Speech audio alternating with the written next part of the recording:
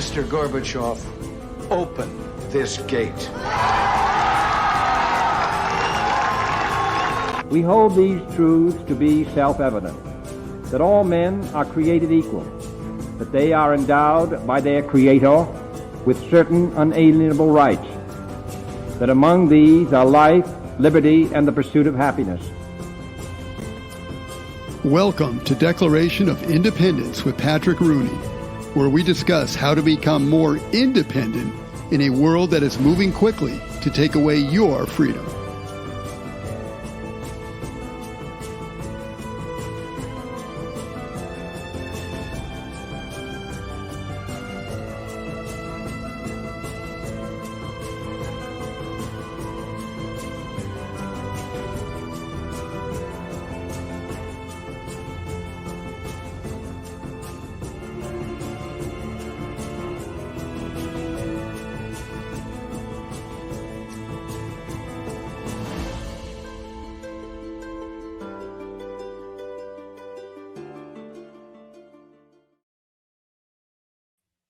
All right, welcome to Declaration of Independence with Patrick Rooney. And this is Declaration of Independence is a show that is really focusing on independence, independent living, independent meaning independence as well.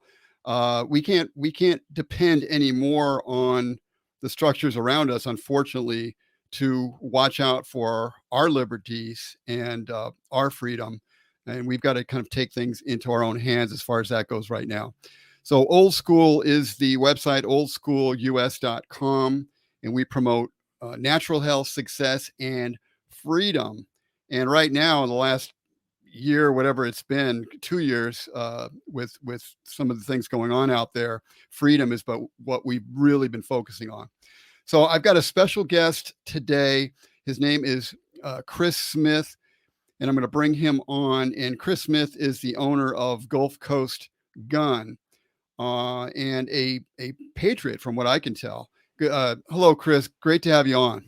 Hey, Patrick. Thanks for having me. Yeah. I've seen Chris speak before at open meetings and things like that, and been to his store. He's got a phenomenal store, gulfcoastgun.com. Just phenomenal store. And this guy, one day I would love to interview you just separately, maybe Chris, on just the entrepreneurial aspect of what you're doing. I'm really impressed. I'm obviously you've got a great operation going there. You've got people working for you that are very well versed in each of their specialties, very friendly, everything. I love the store. I just love your attitude. Thank you. Appreciate that. You're obviously a serious business guy, but you also like to have fun too. And we do have a lot of fun. It's we do some things from time to time. We're all business during the day, but after we close those doors, we make some fun videos. We have a good time up here as well. I love it. They have a Facebook page which you guys should check out. It's called Gulf Coast Gun and Outdoors Facebook page. So check that out. I think you're really gonna love it. Chris, now I will give a disclaimer on the Facebook page. Facebook will ask you if you really want to follow our page because we violated their community standards. So yeah, yeah, that's a badge of honor. They're kind of a little bit now. Yeah, right. that's a badge of honor on Facebook. That's how we feel. I know how Facebook and YouTube. I mean, I've been doing a show. I've had a YouTube channel. I've been on Facebook, but I've been on and off of Facebook. But that's a whole nother story. But I have a YouTube channel, Old School YouTube channel, Old School with Patrick Rooney. But that's been another thing too, because they've taken a lot of my videos off. I have to talk in code language now just to stay on YouTube. It's so absurd. But we call our guns freedom sticks now. So Facebook doesn't their algorithm doesn't catch our cells and things. It's so crazy. But because we have an audience there and you have an audience in these places, you want to work with the place that you're on if as much as possible. I mean, you obviously don't want to lose that audience if possible. If it comes to that, I'm prepared. I have other places I can go on. I mean, I'm on Rumble and Odyssey as well and things like that. So there's always alternatives, Yeah, we're transitioning. We're trying to transition. I mean, we've built a big Facebook following, and I think there's 32,000 Facebook followers now on our page. But Amazing. we're It's amazing. having they're suppressing us so much now. We've tried to move over to Twitter. I made it a goal to see if I could get kicked off of Twitter before Elon took over Twitter. I haven't gotten kicked off yet. I think it's because we haven't built. We just joined. I think it's because we haven't built our follower base on it yet. Yeah. We're swapping. We're going to try. We just signed up for Truth Social and Rumble and things like that. So we're going to try all the platforms and see what fits the best Yeah. and see who doesn't kick us off for I agree. And violating their non-free speech issues. Yeah, it's crazy, but and I've tried a lot of them too with various success. Some of them I go there and there doesn't seem to be anybody there talking to me. So, but that's the way it is. We try different things, and one day it's going to stick. Right. Let's talk about.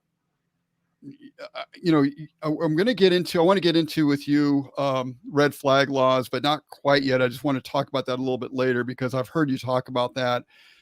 You're in Florida here. We're in Florida, and Florida has red flag laws, and they're going to try to do that. They're going to try to nationalize this stuff. So I want to get to that, and it's going to be based on what happened in Uvalde. But obviously, Uvalde was an excuse for them to just, go forward with the plans that they already had. Now, last night, I don't know if you're aware of this, but there was another shooting. I don't know what you call a mass shooting, but technically, they had 4 people killed in Tulsa, Oklahoma. Do you know about that one?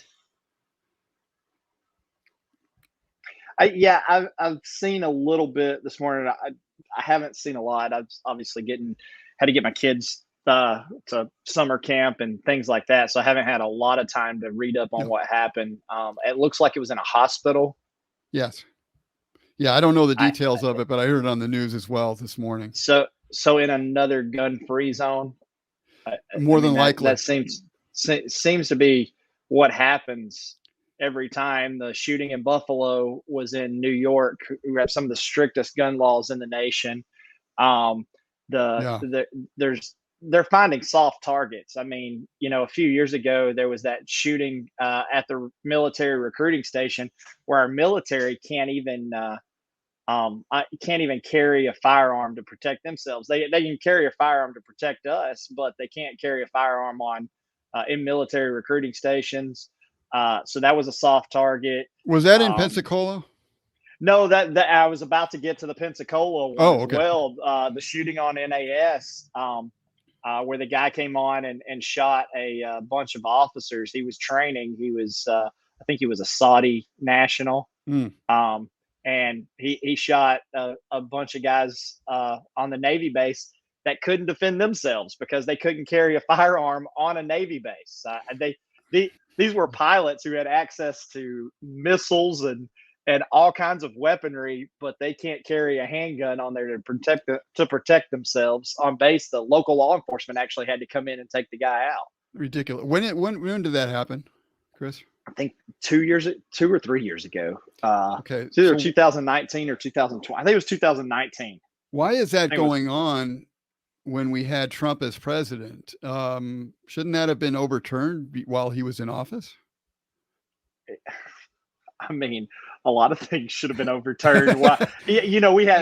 Republicans had the House, the Senate, and the presidency. It's just like here in Florida, Republicans have the House, the Senate, and the governor's office, and we haven't overturned any unconstitutional gun laws. We get caught up on this Republican Democrat. They keep us fighting all the time. At the end of the day, they both want the same thing. They both want power and control. So yeah, that's true. It's just one wants to take us to hell quick, and one wants to go the slow boat, right? It's slow boat. That's right. Yeah. So let's talk about Uvalde a little bit. I've looked into this a little bit. I'm sure you have. We kind of know some of the obvious things, but I think there's some things that people may not have seen that may not be getting quite accurately. So I want to go through a little bit of this stuff. So you've got a guy who shot his grandmother in the face. She ended up surviving. Obviously, before that, he had a real problem. I mean, the fact that he was even living with his grandmother and grandfather, who grandfather was a guy who was committing crime as well, I believe, and there was domestic violence incidents. So he wasn't living in a good situation there. But his mother, his father abandoned him apparently, and then his mother was a drug addict, and who also made an excuse for him, saying, "Hey, we all got rage. You don't really understand." Um, he obviously didn't start off on a good foot to begin with. Do you know much about his background? Have you looked into that at all, Chris? I've seen a little bit come out about it. I mean, it's obvious he's from a broken home. Again, it's just like these. When things like this happen, it always happens in soft targets. It always happens with kids that are coming from a broken home that didn't have a family unit. And this country has kind of tore down the family unit in the Yes. last 20 years. It's I don't want to disrespect any single mothers out there. That is probably the hardest job you could ever have. But kids need a mother and a father in their Yeah. life. And I'm not saying that kids that don't have a father in their life aren't going to make it, but they need that father figure. If there's not a father, they need someone to come into their life and be a father figure.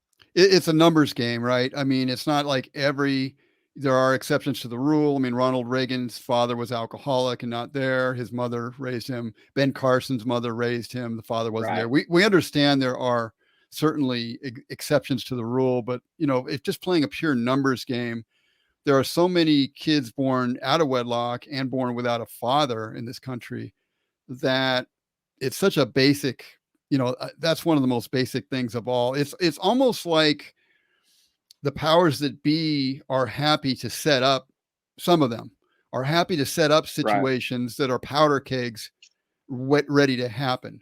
Because if you did have strong fathers in the home and mothers together, we haven't even talked about the God factor, which is obvious. You took God out of the schools. It took prayer out of the schools way back when. You don't have God in the schools. You don't have fathers in the homes. You've obviously put yourself already into a situation where things are going to happen, automatically. Yeah. If we would get back to a family unit, and again, if there's not a father or there's not a mother in the household, there's other influences and role models that kids need. There's a local charity here that we support dearly. Every time we get a chance, we support Sportsman's Giving Back here locally. And I know Brian Ballard, who runs the organization, and a lot of volunteers. I know a lot of volunteers personally that help with it. And man, they're role models to kids all the time. I think Brian stepped up not too long ago. I had a mother come to me, single mom, and she said her son wanted to get into shooting, but he had no one to train him, no one to help with it, no one to take him hunting. She was trying her best, obviously, but she wanted to know if there was somebody that could she could get with that could take him hunting, do a little bit of gun training with him. And Brian took this kid out hunting not too long ago. I saw some videos and everything, and they had a blast. And, That's cool. and we need people like that to step up. That'll be role models for these kids, and people that are raising these kids that are not people that are raising these kids that aren't maybe not their parents. Maybe if it's their grandparents, or it's a single mom or a single dad that are raising them. They just need to realize that they need help, and we need people that'll actually come in and help them.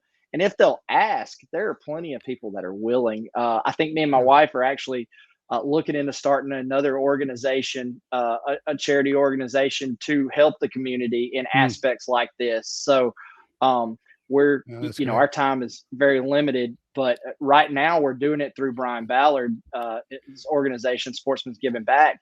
And Sportsman's Giving Back, is that .com, or is that they have a website? I think they're .org. You can look them up .org. on Facebook. Okay, We follow them Sportsman's on Giving Back. Facebook.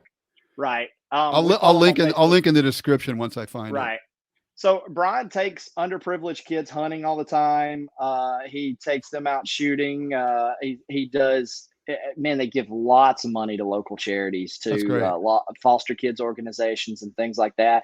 And My Father's Arrows, Sarah Ellis, she does. She has a local foster kids home. She's building a bigger home out in Shamuckla.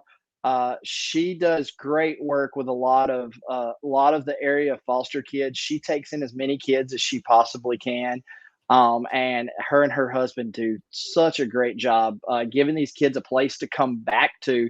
You know, a lot of kids time out of foster care, and you know, once they're out, they have nobody. Sarah has a place for them to come back and have Thanksgiving dinner, Christmas. It's just, you know, they need really to know cool. that somebody's there for them, somebody can support them, and somebody will love them. And that's what these organizations are doing. They're giving them support, and most of this, when it happens, it's a kid that just never had any support in life, and nobody's ever been there for them. Yeah, amen. And that's My Father's Arrows you mentioned as well. You really hit on a key there. The lack of love is, you know, if you really want to drill down to this thing, you could really keep it that simple. The lack of love, and it's usually young men, obviously, that are committing these Right. crimes, and they don't have love in their life, and because of that, they're lashing out, obviously. The other thing that they're getting into is they're putting a lot of these kids, these young men, on drugs. There's all Yes, sorts of they are. whatever these different drugs are that they're putting them on, but it's clear that there's a connection between mass shootings, often, probably at least half the time, and these kids, these boys that are on drugs.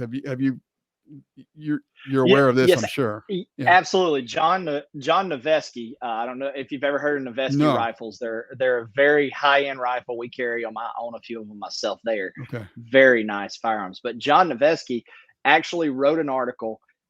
He researched all of this, and he posted about 50 different instances where kids had been on some sort of drug that was making them hallucinate. They even had accounts where these kids were these kids' parents had asked the doctors to take them off these drugs. I don't know why the parents didn't just take them off the drugs. If you know, I wouldn't care what a doctor said. If I thought my kid was having these issues because they were on drugs, a certain drug, then I'd take them off of them. But John had documented 50 different cases, and you can go back and find his article about these mass shootings and what drugs they were on and what they had been going through before that. And about a week after he posted this article, he had a mysterious car wreck and died. It's obviously a conspiracy theory, but there's a lot of speculation around his death. I think it's been 8 or 10 years now. I don't remember exactly how long it's been, but his company still manufactures firearms, great firearms. But yeah, I'm sorry to hear that, and I'm not, you know, when I hear about conspiracy theories these days, I used to be pretty quick to say, oh, no. You know, the more stuff I see, the longer I live, the more willing I am to take a look at things before just dismissing them. Right. Absolutely. You know, we really don't know what to believe anymore. I've never been a crazy conspiracy theory person, but I don't discount anything anymore. I know.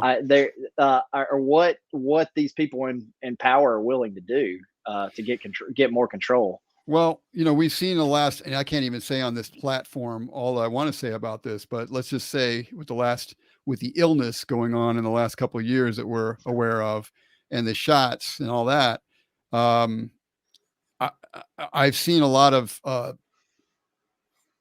dishonest and flat out lying information out there by the powers that be, people that should know better, that there's been given enough time for information to come out that's truthful. And it's very clear that on certain issues, they don't want to know the truth. Right. They are interested in power and control only, some of these people. And I think I would put nothing past them, frankly. Right. I had a buddy tell me one time, he said, what would you do for $1 billion? Yeah, And so that's, that's a statement of people without morals will do a lot for yes, $1 billion. And that's right. There's a lot of things that they're making a lot of money off of these days. That's for sure. So getting back to Uvalde again, one of the things that has been said, and I've looked into this, and I did a live stream on this last week, and I reported some of this as well myself, but I'm backpedaling on this a little bit now as more information comes out. I don't know how much you know about this, but there was talk that when this happened, the shooter went in there and was, there for 12 minutes before he went in, and then he went in, which was true. And then he went in and was shooting up, and kids were dying and so forth. And the officers that were there were keeping parents out, which was true also. I showed a video on that. But there was an implication made, and some people were flat out saying that the police that were there from Uvalde were doing nothing. And I looked into it a little further. I don't know if you know who Brandon Tatum is, Officer Tatum. He has a YouTube channel, but he breaks things down. He used to be a cop in Arizona, and he breaks things down like this a lot. And he did a little video on this. He did a long video on this, but I took a short portion of it. Basically, what he said was that the shooter got into the school. It was an open door that a teacher inadvertently apparently left open when she went out to look at the first situation, which was apparently the young man shooting up. He took some shots at some people across the street at a funeral home. And so apparently she went out to look at that, came back in the door, did not secure the door. So somehow he got in the same door that was left cracked or something like that. And then that's the way he got in the school. Did you hear that much so far? Yeah, I've heard that much. Okay. Yes. So then that would explain why perhaps, there should be, we can talk about your ideas about what they should have done, but normally they would have a way to have a one place that they're going through locked, hopefully an armed guard there. It should have been, which there wasn't in this case. There was an officer, I believe, that was there, but he went to investigate something else and then kind of left his post, basically, and this kid got in the school. But the main thing I wanted to say was that when he got in the school, he went into a classroom. I guess he shot up a lot of the shooting that was done. Maybe all of the shooting of the kids was done right away. And then he got himself into a classroom and basically barricaded himself. At that point, are you with me so far? You've heard that as well? Yeah, okay. That's what I've heard. Okay. So then we've heard, well, the police didn't do anything and they didn't, take this guy out or whatnot. Now, my understanding based on Brandon Tatum's video is that what happened is he locked himself in there. Some of the police went up to try to open the door, but they were getting shot at as they went to try to open the door and to kind of back them off. And in addition to that, they had thought they were no longer in what you call an active shooter situation, but they were in a barricaded situation. At least that's the way that it was laid out by, I think, the superintendent of the police that was involved in the school system.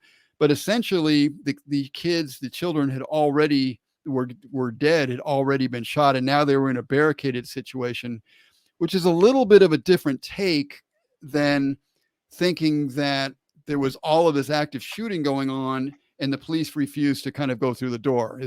Did you get that information too or not? Yeah. And look, nobody knows how they'll respond to a situation like that.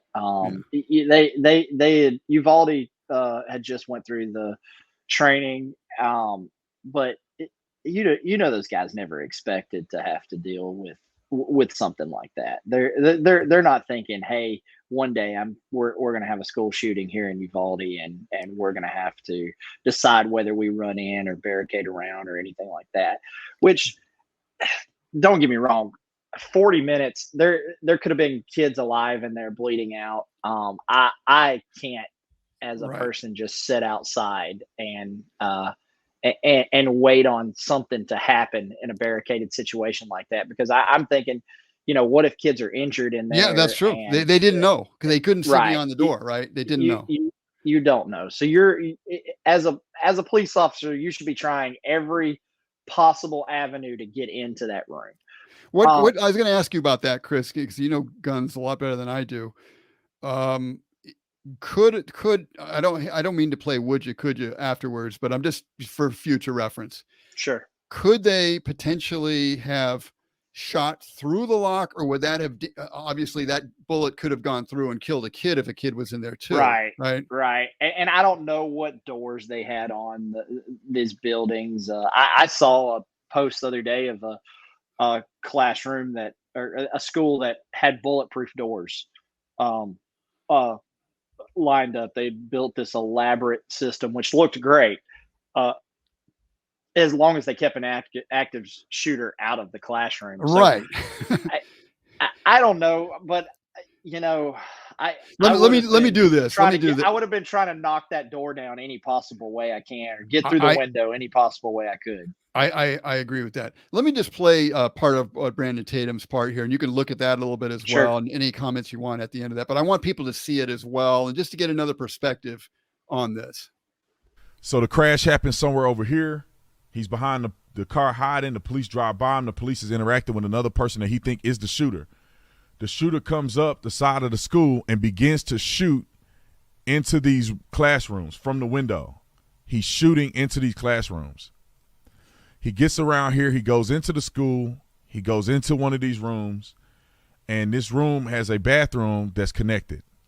He goes in. He locks these doors behind him, and this is a troubling part, and this is a part that makes me very upset. And he began to shoot over 100 rounds into these classrooms. He was able to shoot all of those rounds into this classroom before officers were able to get and follow him, pursue him into this classroom, or pursue his path into this classroom. Now, originally, people were saying cops just stood outside and did nothing. That's not true. There was multiple officers. I think they said like 9 officers or so from Uvalde PD, other surrounding agencies, local agencies, independent school district police showed up, and they forced entry into this school, or they followed in after him in this open doorway and tried to go into the hallway and follow him into this classroom where they believed he went. They were unable to get into the classrooms because they were locked. He began to shoot them from the classroom, and a few of the officers got hit, got grazed. They had to egress outside from here. They had to egress here. They did not have a good shot on him. They did not have a clear picture on him, so they could not get a pretty good shot on him. He was shooting at them through the walls, through the door, through the classroom windows, and they were unable to advance on him in this classroom. But let me repeat to you guys, by the time all of this happened and he had shot over 100 rounds into this room, the police had not been able to respond yet. Now, Uvalde Independent School District Police Chief made the decision that we are now in a barricaded situation and not an active shooter situation.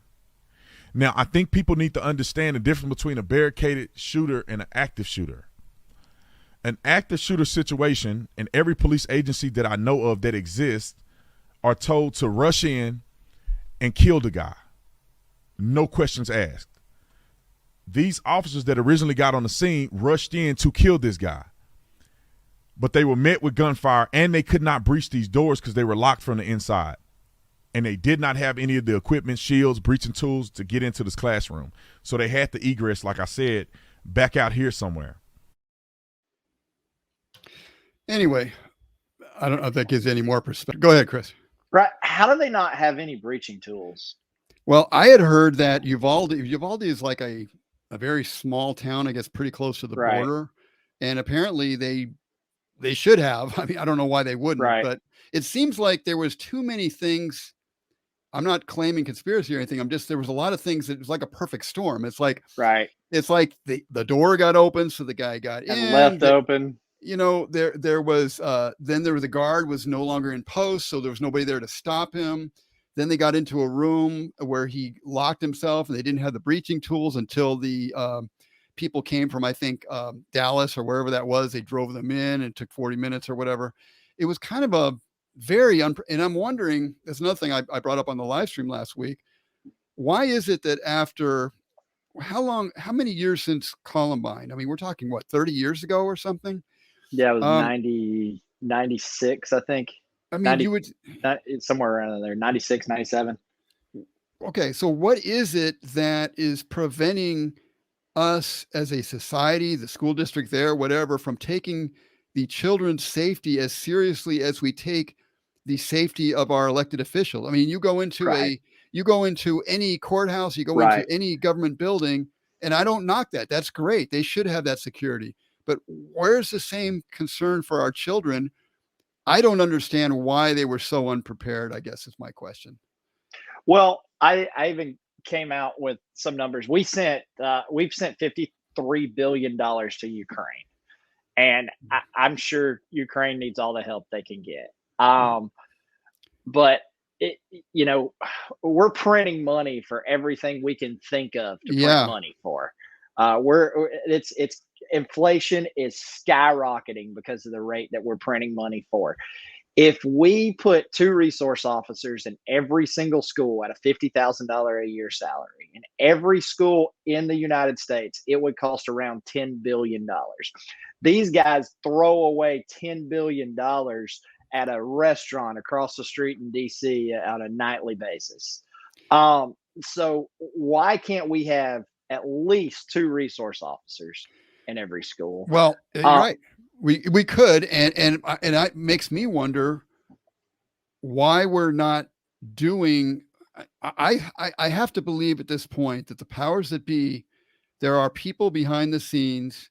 There's a front man as a president right now. Sorry to say, but he's not doing anything other than being a front man.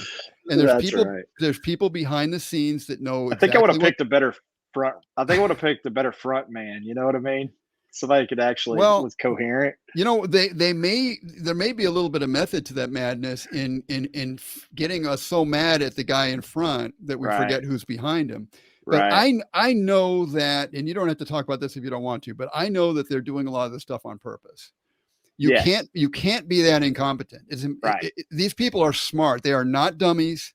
They know exactly what they're doing. When you look at from inflation to opening up the border, they put a turnstile down at the border, to the way that they let these situations fester. They know what they're doing to the family. I mean, look when they brought in the 60s, when they brought in welfare, and they told the mother, you can't have a father in the home to accept this money, right? You can't have a one world government without a fallen United States. A prosperous United States will not allow a one world government. And we all know that these people are globalists, and that's what they're going towards. Yeah.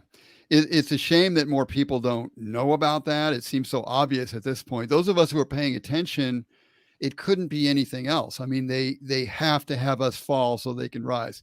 What do they say? New world order out of chaos, right? They need chaos to build their order. Absolutely. Is there anything? So basically, to keep it simple, take God out of the classrooms, take fathers out of the homes, put drugs into the system. You said hallucinogenics, even, which I didn't even think about that so much.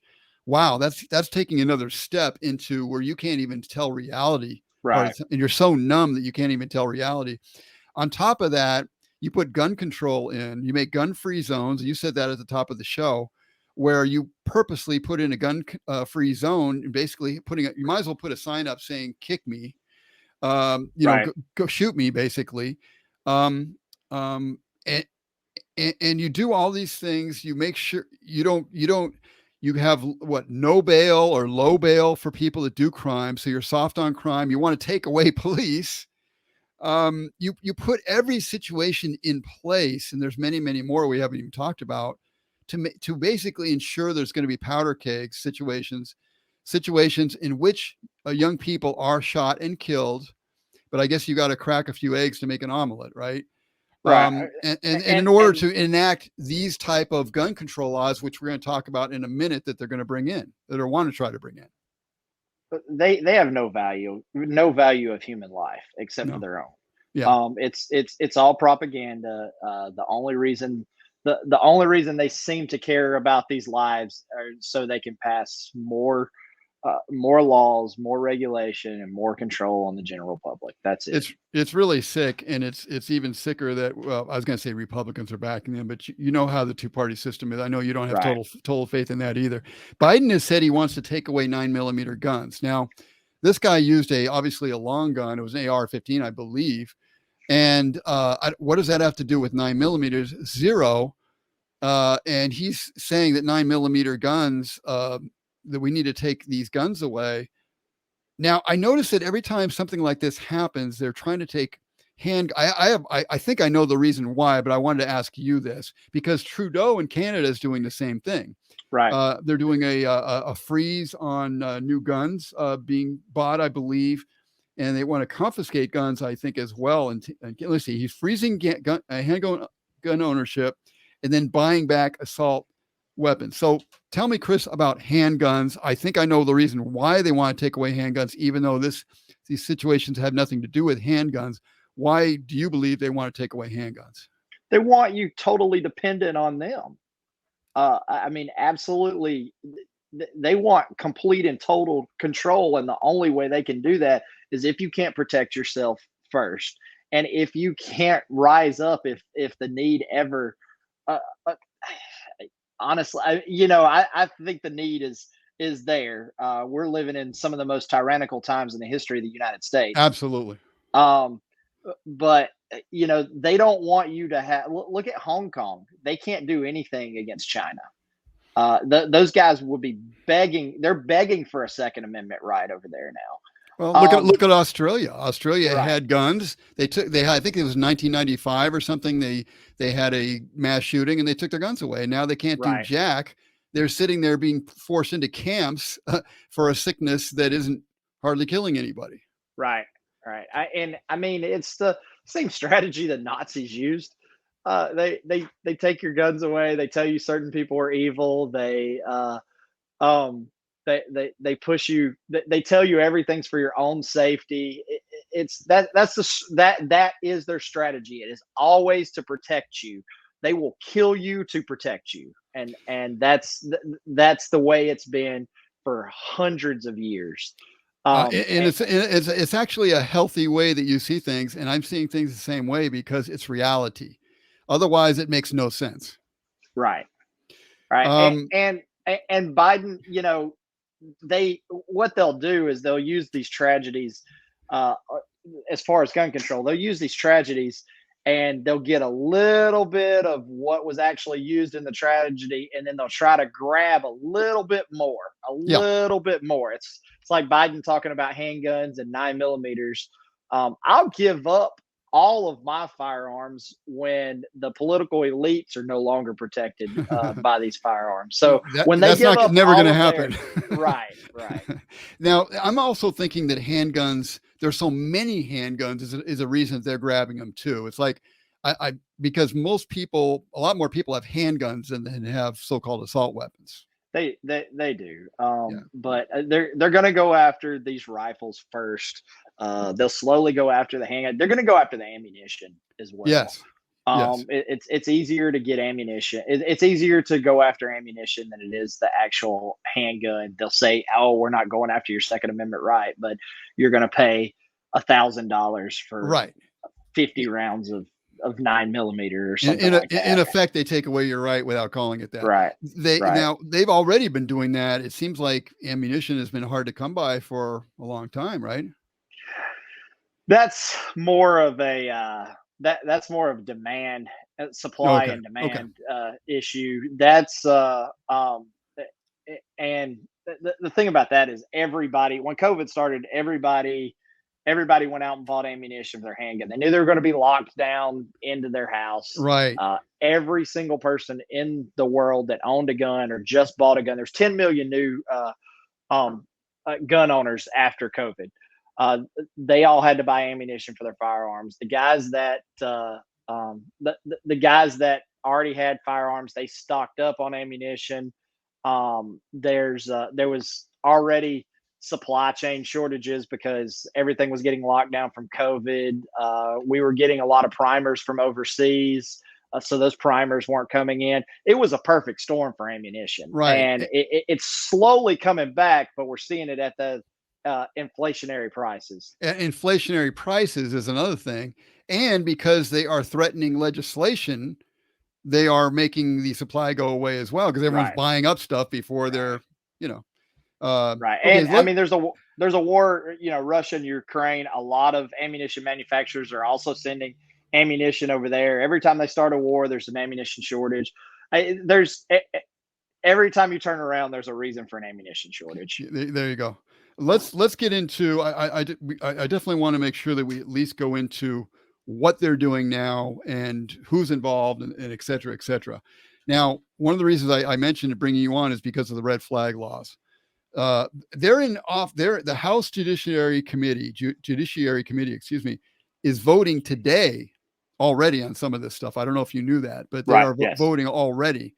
And I think people should get on with their representatives and go after these people and say, no, you're not going to take away our God-given right and our constitutional rights over these things. I honestly think that if they pass any of this, we should call our representatives and our senators and tell them if they pass any of this, there'll be 10 million of us in Washington, D.C. on their doorsteps right after it happens. Yeah, I agree.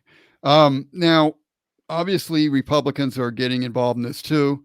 You've got the Democrats, they're going to come out already, but you have people like Kevin McCarthy, who's in charge of the House, Republicans. They have their people, like there's a guy, I hate to say this, Chris, to you, but there's a guy named Chris Smith in New Jersey who's a congressman, right? And he's a total anti-gunner, but he's a Republican, and he's in a kind of an anti-gunner state, I guess you would say. And he's pushing this thing. And I read this morning that Trump is putting up, pro-America candidates, pro-MAGA candidates to go against some of these people. Apparently, Trump is not. The election is a week away, I believe, with Chris Smith, and he's not really going out and pushing another candidate against Chris Smith, supposedly because Kevin McCarthy, the minority whip in the House, is with Chris Smith and is somebody who's promoted this guy. I don't know if you know anything about that, but it sounds like Trump is not going after this guy because he's trying to play nice with Kevin McCarthy at this point. So Trump plays politics just like the rest of those guys. I mean, if you can't see that's another problem. We put these leaders up on a pedestal, and they become an idol. And we can't say anything bad about them if we do. And I'm not saying that Trump wasn't the guy that should have been elected. I'm not saying that I don't love a lot of the things that Trump did, but I don't put him up on a pedestal like he's a god.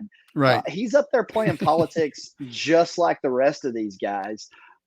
He's very good at politics. He's very good at politics, by the way. He is very good at politics. Yeah. And so you can't just follow him blindly. No. And I'm sorry, but that's happened a lot lately. I heard him interview a guy in Ohio when they were doing the primaries in Ohio.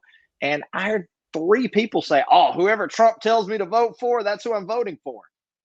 Do your own research. Well, Trump endorsed, and I'm not saying the guy was necessarily the worst pick, but he was a questionable pick.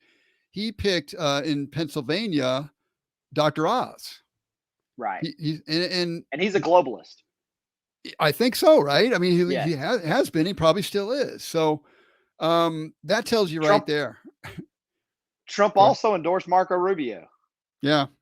And Marco Rubio is one of the biggest rhinos in the Senate. He brags about Florida's red flag laws every time we turn around. He's somewhere bragging about these red flag laws. Go ahead. I agree with you. I totally on board with what you're saying, and I think it's the human nature that we all, and I've talked about this, I've written about this on my blog, oldschoolus.com. I've done shows about this. We are creatures of worship. We worship. If we don't worship God, we're going to worship man. That's just we're created to worship something or somebody, or unfortunately. So that's the way it is. And unfortunately we build cults, and we have cult leaders. I'm not trying to disparage Trump by saying that, but in effect, he's become a cult leader of a lot of people. And again, I would vote for him. I have a lot of things I don't like that he's done. I don't like the way banned bump stocks. What's that? He did a bump stock ban. I mean, and it was the Supreme Court threw it out because it was unconstitutional. And I had all these people after he did that. So, we don't need those anyway. It's not about needing a bump stock. It's about what that implies, what that sets the precedent for. That's right. That's right. Bump stocks are the stupidest accessory I've ever seen on a firearm. They are dumb. They're hard to use. They're ridiculous. But if we ban them, we set a precedent to ban another accessory to a firearm. I agree. And let's say something like this, because I know that Governor DeSantis, and he's a very good governor. And again, he's not perfect. And DeSantis said that he would have a constitutional carry. Basically, you don't need to have a registration or whatever before he leaves office. I'm sure you've heard him say that. I think you've even quoted him as saying that. But the problem I realize with politicians, and I'm going to vote for, I love DeSantis. I mean, he's better than almost any other governor probably in the country. The problem with that almost all politicians, though, that get to that level is they're great for the stuff that you agree with them on. But usually they'll talk a little better game than the legislation actually shows. Right. And they'll also they'll only kind of be out there with stuff that's pretty popular. Mm-hmm. As soon as something becomes unpopular, but it's a right. And this kind of brings us into what I definitely don't want to leave the show without talking about this. I want you to talk a little bit about the red flag laws here. We've got, as of, he didn't put that in. Governor Scott did before he came in a couple of years ago or so. But the red flag laws in Florida basically say, I think part of that is you can't, is that attached to the fact that you can't own a gun unless you're 21? No, the red flag laws were a separate. Okay. We're separate. It wasn't attached to that same bill. But the red flag laws were a huge gun control issue. I mean, we have some of the most unconstitutional laws in the country in the state of Florida. I heard you saying that the other night. It really woke me up. I haven't been in Florida that long, so I'm still getting kind of like up to speed on Florida laws. But the idea that, correct me if I'm wrong, it sounds like they say, well, someone can accuse you. I guess it has to be a law. I thought it had to be a law enforcement official, but maybe not, can accuse you of something. And that accusation alone can keep you from getting a firearm. Is that true? You would know that, Chris. So they can actually come confiscate your firearms. Someone can accuse you of threatening. Someone can accuse you of being of having a mental illness, of acting crazy. They can come Baker Act you in the state of Florida, and when they do that, they will actually confiscate the firearms that are in your house, they're in your possession. I've known a couple of people that this has happened to. They've actually proved their mental stability, and after their firearms have been confiscated, it's taken a long process to get those firearms back. Which is outrageous. They don't just hand them back to you, which is outrageous. You have to prove your mental stability, not the other way around. There's an old saying that justice delayed is justice denied. We used to hear that, I think, in the civil rights movement, but it's so true, because I've heard you talk about people that could not get guns or background checks that took way too long. You were talking about having a stack of people that were sitting there that paid for their guns, they're ready to have the guns, but they weren't allowed to have the guns. I don't know if that was related to this law or not, but you were mentioning that is the Marjorie Stoneman Douglas Public Safety Act. Okay. The Republicans passed it in the state of Florida after the Parkland shooting. FDLE is the background check system that we use in the state of Florida. We put in. So I'll take you through the process of purchasing a gun real fast. Sure. So you come in, you want to purchase a gun. You either have a Florida concealed weapons permit or you don't have a Florida concealed weapons permit. Either way, you have to do a background check to purchase that firearm. If you have a concealed weapons permit, once the background check comes back, then you can leave with the firearm the same day. If you don't have a concealed weapons permit, a Florida issued concealed weapons permit, then you have a 3 business day waiting period on that firearm. Okay. Well, what's going on now is on that actual background check, FDLE, who we send the background checks to, have an indefinite amount of time to give you a decision on your background. Indefinite amount of time. Indefinite amount of time. It's perfectly legal. So even if you have a concealed weapons permit, which allows you to leave with it the same day, you still have to wait for that background check to come back. Well, the people who did your background check for the concealed weapons permit and FDLE, they don't communicate with each other. So they don't call the Department of Agriculture and say, "Hey, you guys already did this guy's background check. Can you give me the information that I need that I'm missing for to pass this background check?" They don't do that. They won't communicate in any way. So even though you've already been through a background check to get your concealed weapons permit, FDLE will still hold it until they get all of your information.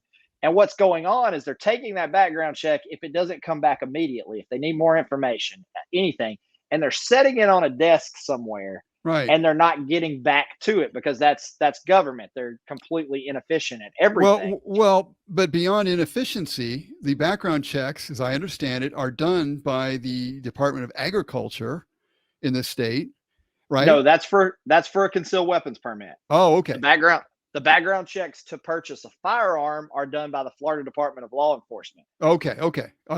Concern me a little bit because I know that the person who runs the Department of Agriculture is a left-leaning Democrat, I believe, right? Well, it should concern you, and yes, that is the case right now.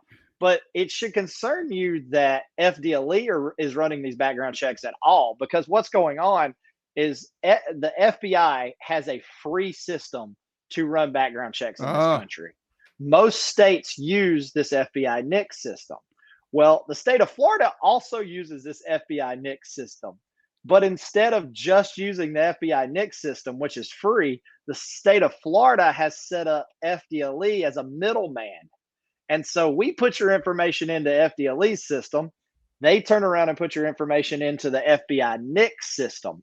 And all they do is wait for a response. The problem is if they don't get a response, they're supposed to investigate whatever information they need. Well, FDLE does a slower job of investigating that information than the FBI NICS system.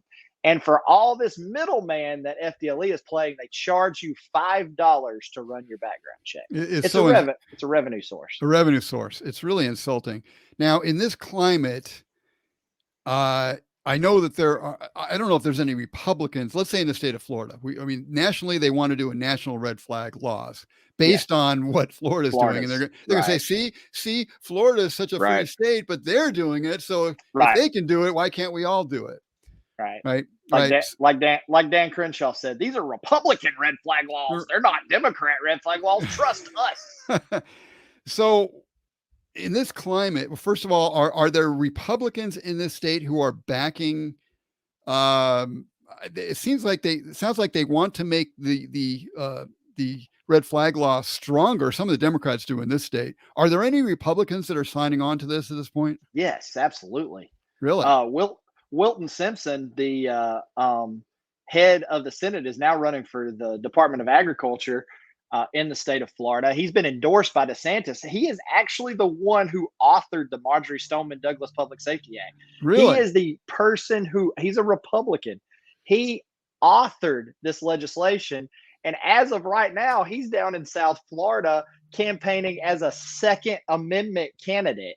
And he's only telling people about the parts of the Marjorie Stoneman Public Safety Act that were good for the Second Amendment, which was the Guardian program. That's all he's explaining to people when he's talking to them about the Second Amendment. This guy's a rhino among rhinos. So if he's able to get away with this, it tells you that the problem is more with the people for being ignorant than it is with because these people are going to do what they're going to do. These politicians. It's all about money. But I mean, but aren't the people kind of keeping themselves ignorant by not knowing what this guy's really doing? Right. They're not paying attention. So with this DeSantis just endorsed this guy, right? Everybody in the state has DeSantis up on this pedestal. And so since DeSantis endorsed him, they're not listening to anything else. They're not paying attention to anything else. Oh, well, DeSantis endorsed him. He's got to be Second Amendment. He's got to be pro Second Amendment. He's got to be the greatest guy ever. And we're seeing the same thing with the Trump endorsements across the country as well. And when Trump was president, I saw the same thing going on, that, let's just let Trump handle this stuff and let's just sit back. Right. I've never heard American citizens talk about that before, of sitting back and letting their president, whoever, Republican or Democrat, do all the heavy lifting while they sat back on their butt and didn't do anything. This is a very dangerous, and it goes back to what you're saying, is holding these people up as if they're some kind of God or something. Right. How are we going to, Chris? I guess I want to kind of wrap at this point, but I want to find out anything else. We didn't talk about all the gun legislation that they're going to do. I mean, they're going to try to ban nationally. I mean, they're going to do all sorts of things, banning of 9mm, assault weapons. You can call that whatever you want. My fingers are here because what does that mean? It means almost nothing. Most of these are just modern guns that we would use, that the founding fathers would be quite comfortable with using a modern gun in their time. Biden's out there talking about, well, they were banning cannons back then. First of all, I can buy a cannon today. I don't know how. I mean, I mean, Hank Williams Jr. owns 10 cannons. It's so absurd on its face, but it wasn't even true exactly what he's saying anyway. But anyway, there's going to be a lot of legislation that they're starting right now. So, what can we do to hold the line, push back right now on this? Not number one, because pushing back, but number two, how are we going to turn this thing around and educate people so that we get our rights back as Florida citizens? These people have no right to be holding up people's ability to get a gun based on paperwork indefinitely. It's just so wrong. How are we going to turn this around, Chris? So we have to primary these people out. That's our problem. We got to start locally. We're actually hosting a debate for the Republican primary on July 21st. I was going to ask you about that. Yeah, so we're going to be advertising it. We're going to advertise it on television, radio. It's going to be sponsored by Gulf Coast Gun. There's nothing that we are getting out of this besides the fact that we are getting information out to people, and we want people to actually watch these debates and actually decide. I'm going to moderate the debates, so these guys aren't going to get away with a bunch of BS answers. Which reminds me, Chris, I'm going to have to drop in your, if you don't mind, you had a classic video where you took, and I was there when this happened, but you took on one of the elected officials, and I forget the exact issue, but it was Broxton. It was over Marjorie Stoneman Douglas Public Safety Act. Okay. I need to include that somewhere in here. So I'll probably drop it in the middle of this somewhere. I'm sure it's on YouTube somewhere, or is it just on Facebook? Yeah, it is. We did it live on Facebook. So okay. I'll have to figure out how to get it downloaded, but Florida Gun Rights got it to me. They pulled it off. They pulled it off there somehow. And there was a link to it in the Republican meeting the other night. They had a link to it over there as well. But I can at least link to it at the very least. Be able to link to it in the description. Sure. Okay. Doug Broxton was actually the deciding vote in the Marjorie Stoneman Douglas Public Safety. Yes. And he told us he wasn't going to vote for it. If he would have voted no, it would have been deadlocked and it would have died in the Senate. Never would have made it to Rick Scott's desk. And then he defended it in the Navarre Press about 2 weeks after that. And now he won't answer for it. He literally will not. He does not have a response for it. When I have customers that get hung up waiting 3 months for their background check to come back, I give them his number. He will not respond back to them. He won't help them in any way. I actually had some elites in Pensacola I was looking at running for office here, And I was talking to some of these guys about raising some money, and I had 3 different ones tell me that they were okay with Broxson voting for that Marjorie Stoneman Douglas Public Safety Act because he got a committee seat out of it. And he could do more for our district with that committee seat. So they were okay with him negotiating away our rights for a committee seat. Wow. And they also told me that he does them lots of favors. Of course. So, of yeah, course. right. And Chris, just so you know, you're being modest here, Chris, but Chris was at this meeting I was at. It was in Broxton. What is his office? He's a senator. He's state senator. So he was at a kind of a town hall type of meeting, and Chris approached him and confronted him there on Facebook Live.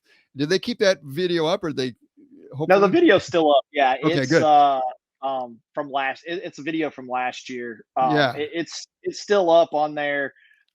We actually, I had a camera crew come in just to see if we could get a response from him. The crowd, they kept trying to move us on. Well, we gotta have the next speaker come up. We gotta have the next person come up, and the crowd actually was saying, "No, answer the question. We'll wait. We'll wait. We'll give up our time." That's right.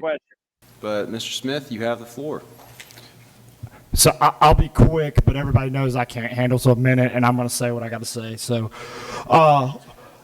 I've seen our governor as he's handled COVID and federal mandates over the last few months, and I'm proud of him for standing up for freedom. I've heard the words, the free state of Florida, over and over again. That's a nice concept, except if you consider yourself a free state, we have some of the most extraordinarily unconstitutional gun laws in the United States. The Second Amendment will protect us against these mandates. That is the only guarantee to protect us against these mandates. Senator Broxson, I have seen you stand beside our governor as he has talked about freedom, and I'm not really sure how you can do that, as you were the deciding vote on the Marjorie Stoneman Douglas Public Safety Act. For those of you who don't know what this legislation is, it was an absolutely outstanding liberal gun control bill that was passed by a bunch of rhino Republicans in the state of Florida, including our own Senator Doug Broxson, who was the deciding vote in the Florida Senate. This legislation bans 18 to 20-year-olds from buying any firearm in the state of Florida, not just handguns, not just modern sporting rifles, or what liberals like Senator Broxson call assault weapons, but any firearm, period. 18 to 20-year-olds can vote in our elections. They can die for our country, but they can't legally protect themselves in this state. The legislation also gives the state of Florida the ability to hold a person's background check indefinitely if they're trying to purchase a firearm. The FDLE has gone on time after time holding up hundreds of our customers from purchasing a firearm for months and months on time, months and months as they go. Even when they've had a concealed weapons permit. I've tried to get them help, but no one in the government will help them at all. I've tried to reach out to you guys. No one will help these customers, especially you, Senator Broxson. I've brought a camera crew in here today to give you the chance to explain to all your constituents. Gulf Coast Gun has 30,000 Facebook followers. They'll all be watching this tomorrow night. I'd like you to explain how you voted for this unconstitutional bill, how you can explain being the deciding vote for it, and what you plan on doing to rectify this situation.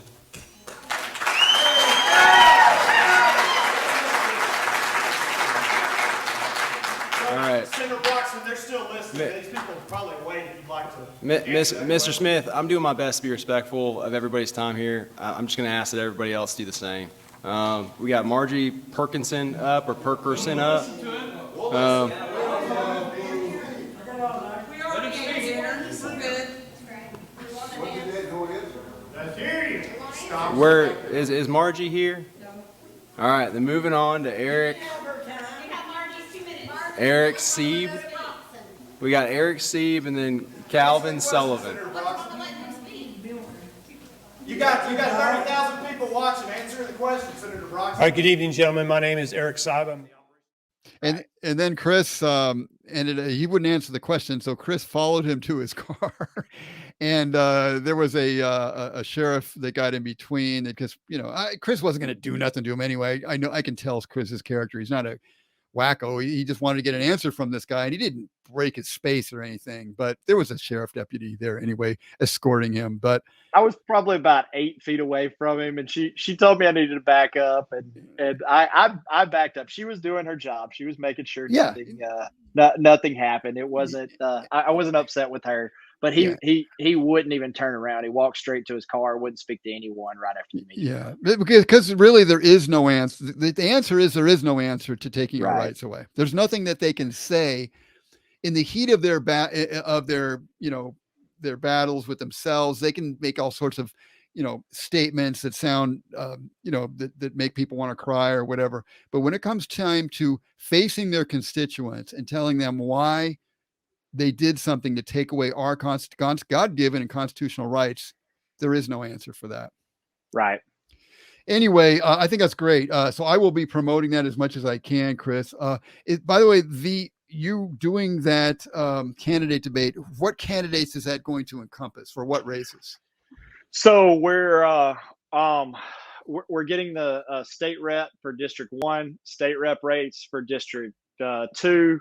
I'm sorry, state rep race for District 2 and state rep race for District 3. I apologize. County commissioners of Santa Rosa County and the school board for Santa Rosa County. And we have about half of the candidates that have committed so far. There's a few that I haven't gotten in touch with yet. There's a few that are, I think they're trying to see if they can get away with not showing up, but we're going to promote this. We're going to live stream it on our Facebook page, on YouTube, on Rumble. We're going to have questions ready from constituents. We're going to allow constituents to send us questions before. We're even going to have a live stream session with some questions and answers. Obviously, if there's 50 questions on there, we're not going to be able to get to those. But me and Nathan from Adam Sanitation are going to moderate. We're collaborating on this. And I like Adam Sanitation. Right. Between me and him, I think we can get some actual answers out of these people. I think we can get 20 or 30,000 people to watch this debate actually get real information out there, and people decide who they should vote for based on what they're going to do in office versus sticking a sign up and having the most money. I love this, and I love it. One of the reasons is because I know there are candidates out there, and some of us know who they are, who there's a strategy now that they think they can just run on having a lot of signs out there, having some type of name recognition. You can say you're a conservative or a Christian or whatever label you want to give to yourself. With no context. With no context, and be able to just kind of run without anyone with no challenge, basically, without having to meet actual people and answer actual questions. I've already seen this going on. I think what you're doing, Chris, is great, because you're going to force, I believe, people to either to put up or shut up. What do they believe, and say it in front of everybody. And if they can't back it up in front of everybody and have some reasoning for how they're saying it, then they don't deserve to be in office, right? Right. Absolutely. And if they won't show up to our debate, we're putting this much time and energy into it. We're going to get it out there into people's homes. We're gonna have an easy way for people to access this debate. If they won't show up and answer these tough questions that I'm going to ask them, they don't deserve. They don't deserve to represent you. They don't deserve this office. So don't reward these people by voting for them if they won't show up and answer these questions. Amen to that. I real quickly, we don't have a lot of time for this, but you mentioned the Guardian program. We don't really have a lot of time to get into it, but the Guardian program, I believe, has to do with teachers getting trained so that they can be in the classrooms, stopping people going into trying to just do a mass shooting. Yes, and they can any teacher that wants to, and I've heard crazy thoughts like we're going to make teachers that don't want to carry a gun. No, that's not true at all. Right. Any Right. teacher that wants to, and Santa Rosa County hasn't passed the Guardian program. Other counties in Florida have. Why not?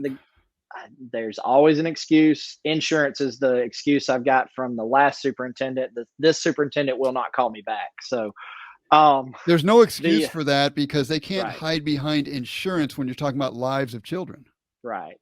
But the the teachers that want to get trained, it's 140 hours of training. Sheriff's deputies minimum requirement of training is 80 hours. If you put that in perspective, a teacher that wants to get trained would have to go 5 hours every Saturday because they can't do it during their regular hours. They'd have to go 5 hours every Saturday for 28 Saturdays to get to get trained to do this. And we still have people saying that these teachers wouldn't be properly trained to carry a firearm in the classroom. No, they sound like they'd be super trained, and it sounds like a lot of training. I mean, maybe it's necessary, but isn't that going to dissuade some from?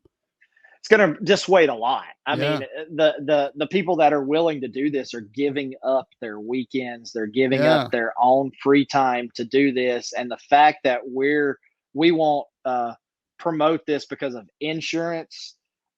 We could cut 2 administrators down at the county office that don't need a job and pay for the insurance to do this program. There are plenty of other counties in the state that are doing this program. I even offered to donate 2 guns to every single school in the school district if they would instill the Guardian program. Wow. And Karen Barber will not call me back. That was going to be over 100 guns for us to donate. Chris, you have a lot of people that won't call you back. That's right. Let me put up your this is your website, gulfcoastgun.com for Chris, gulfcoastgun.com. You guys are interested in any kind of guns. These guys have a very professional store. It's totally stocked with anything you need. They'll answer your questions. I can't say enough about this. Chris ain't paying me to do a commercial here, but he doesn't need to because I really think it's a great store. So go there. I was going to mention. Thank you so much, Patrick. I really appreciate that. Oh, sure. And then if they want to reach you, it's sales@gulfcoastgun.com. Is that right? That's it. Yes. Sales@gulfcoastgun.com. Chris, it's been an honor to have you on there. You talked for a moment about possibly running for office in the future. In my opinion, you seem like a young guy. How old are you, Chris? If you don't mind me asking. I'm 38. I appreciate you calling me young, though. I'm 60. I'm going to be 62 soon, so I'm getting up there a little bit on you. But I knew that you weren't out of your 30s. I could just tell by looking at you, and you got a lot of wisdom for your age. And someday I'd love to interview you just about your business stuff because somehow you've done an amazing job, and somehow you learned how to do this, and maybe you just had it born in you or something, or it's a combination of learning and born. I don't know, but you're quite an entrepreneur, and it's quite amazing. Thank you. Yeah. Anyway, thank you again for coming. And you guys, we're going to get the show out right away. And we need to do something right now. I think Chris laid that out. We can't sit back on our laurels here and just expect if you're in Florida, that Governor DeSantis is going to do it. Or if you're an American in any other state, you're going to expect that Trump is going to come back in and wave a magic wand and everything's going to be fine. So remember, there was mass shootings during Trump's presidency as well. So there's no magic thing that says Trump gets in and there's not going to be shooting. So anyway, God bless you, Chris. And God bless you. I'll look forward to seeing what you're doing in the future, and I'll promote as much as I can. I'm going to promote your event coming up in July 21st. Thank you, Patrick. We appreciate that. We need to get that out there so we can see what we're voting in. Very good, man. All right. Thanks for being with me, and take care, everybody. Go to Old School, by the way, for more information. You can subscribe on YouTube to Old School with Patrick Rooney, or you can go to oldschoolus.com. We're promoting natural health, success, and freedom. And we need all those things today. So take care, Chris. We'll see you guys again next time. Thanks for having me. Thank you for joining us on Declaration of Independence with Patrick Rooney.